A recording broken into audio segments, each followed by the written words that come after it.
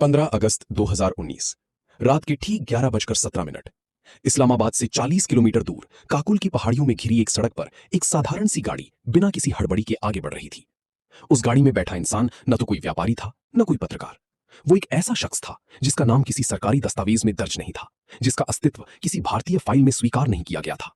और फिर भी वो उस रात पाकिस्तान की सबसे संरक्षित सैन्य परियोजना की धड़कन को बहुत करीब से सुन रहा था।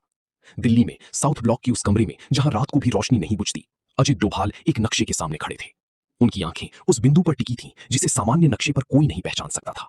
वो बिंदु था काकुल का वो इलाका जहां पाकिस्तानी सेना का एक परमाणु संबंधित अनुसंधान केंद्र था।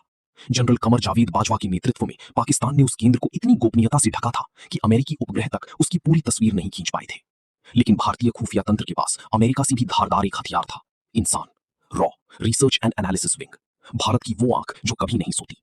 दशकों से ये संस्था ऐसे लोगों को तैयार करती आई है जो किसी भी देश में किसी भी रूप में घुल मिल सकते हैं, जिन्हें भाषा याद नहीं की जाती बल्कि वो भाषा उनकी सांसों में उतर जाती है, जिनकी पहचान इतनी गहरी होती है कि वो खुद भी कभी कभी भूल जाते हैं कि वो असल में कौन है।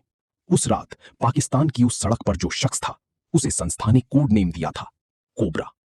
नरेंद्र मोदी ने जब सितंबर 2018 में इस ऑपरेशन को हरी झंडी दी थी, तब उन्होंने सिर्फ एक वाक्य कहा था जो डोभाल ने अपनी स्मृति में बंद कर लिया था, बाकी सब कागज से परे था। ऑपरेशन एक्स का मकसद था काकुल के उस केंद्र की पूरी संरचना, उसकी क्षमता और उसके वैज्ञानिकों की पहचान को भारत तक पहुंचाना। ये जानकारी इसलिए नहीं चाहिए थी कि उस पर हमला किया जाए, बल्कि इसलिए कि अगर कभी उस केंद्र से कोई हथियार दक्षिण एशिया के किसी गैर राजकीय तत्व तक पहुंचे तो भारत को पहले से पता हो।